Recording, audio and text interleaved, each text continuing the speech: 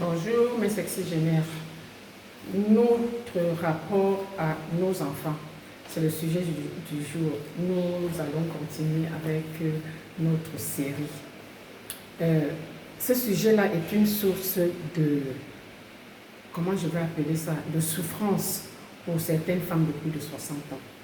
Parce que les enfants qui sont partis de la maison n'appellent pas autant qu'elles auraient peut-être souhaité, ne viennent pas très souvent à la maison pour les voir, bref, sont un peu distants. Alors ce que j'ai envie de dire aujourd'hui, c'est qu'il y a une vérité que nous devons intégrer. La vérité, c'est que nos enfants, ils doivent certes du respect, mais ils ne doivent pas leur vie, ils ne doivent pas la vie. C'est-à-dire que notre vie, notre bonheur ne devrait pas dépendre de ce que nos enfants font par rapport à nous. La vie des enfants est devenue ce que nous étions avant. Donc, que les enfants appellent tous les jours, qu'ils n'appellent pas, ça ne devrait pas être une source de problème, parce que ça va nous entraîner des maladies, certes, hein, parce que là, je vais vous raconter l'histoire d'une dame que j'ai lue.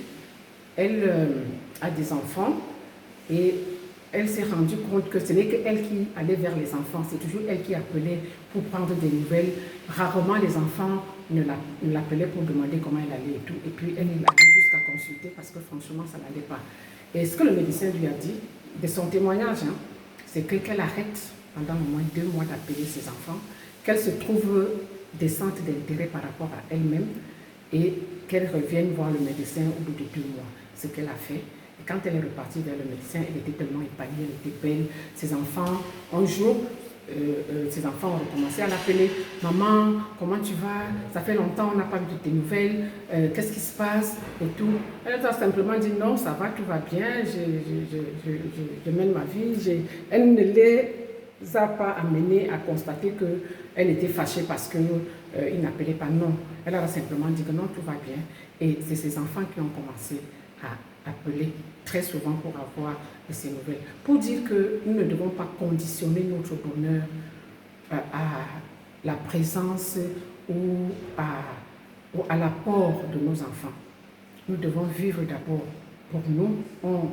La preuve même qu'on a réussi avec nos enfants, c'est qu'ils sont devenus autonomes. Ils pensent à construire leur vie, ils pensent à construire leur famille. Et ce n'est que du bonheur. Ça devrait être que du bonheur pour nous. Parce que même dans la Bible, hein, je crois que c'est dans Éphésiens, où il est écrit « Honore ton père et ta mère pour vivre heureux et vivre longtemps sur la terre. » Moi, c'est un passage biblique qui m'a beaucoup parlé, parce qu'il renvoie effectivement au respect. Le respect que nous doivent les enfants. Donc, ce n'est pas parce que les enfants n'appellent pas tous les jours, ce n'est pas parce qu'ils ne prennent pas des nouvelles tous les jours, qu'ils sont un peu distants, qu'ils ne nous aiment pas. Au contraire, parfois, les aléas de la vie, comme je disais, ils ont une vie à construire. Ils ont des enfants à élever. Donc, nous ne devons pas nous focaliser sur il n'est pas venu aujourd'hui, les enfants ne m'ont pas appelé. Et je pense même que, tel que la dame l'a expliqué dans son récit, c'est quand elle a pris sur elle de ne plus trop penser pourquoi ils n'appellent pas, qu'ils sont venus vers elle. Et depuis, ça n'a pas changé. Ces enfants l'appellent tout le temps, prennent des nouvelles et tout va bien. Donc en fait, la moralité, c'est quoi? Pensons à nous-mêmes. On a fait ce qu'il fallait en tant que parents. Il nous appartient aujourd'hui de vivre notre vie, quoi. Et intégrer le fait que nous avons en face de nous des adultes. Et parfois, nous sommes même obligés de nous taire, hein, quand nous ne sommes pas d'accord avec leurs décisions, quand nous ne sommes pas d'accord avec leur prise de position, nous sommes obligés de nous taire parce qu'en face, nous avons des adultes. Nous avons fait notre devoir et aujourd'hui, il leur appartient de construire leur vie. Alors, aujourd'hui, une petite astuce. La dernière fois, on a parlé de la peau. Je vais continuer dessus en disant que effectivement, à partir de 60 ans, la peau est fragilisée partout, par l'âge, par les intempéries, partout. Donc, même pour le visage, aujourd'hui je vais parler un peu du visage, pour dire que le coton, évitez le coton au maximum. Faites une expérience. Le coton est tout doux quand il est sec, Mais dès que vous mettez du liquide sur le coton et que vous frottez le visage ou la peau, ça devient un peu rugueux. Le coton n'est plus le doux qu'il était quand il était sans contact avec quelque chose. Moi, j'ai trouvé, je crois que c'était chez Sephora, j'ai trouvé des produits, des petites serviettes, mais tellement douces. Il y en a de carrés, de rectangulaires. J'en ai pris 3. Et depuis que j'ai arrêté le coton, c'est ça que j'utilise. Et ça a 2 avantages. C'est tellement doux. Et en plus, c'est économique. Parce que le coton, quand il est fini, il faut en acheter. Mais là, on a des petites... ce n'est même pas des serviettes.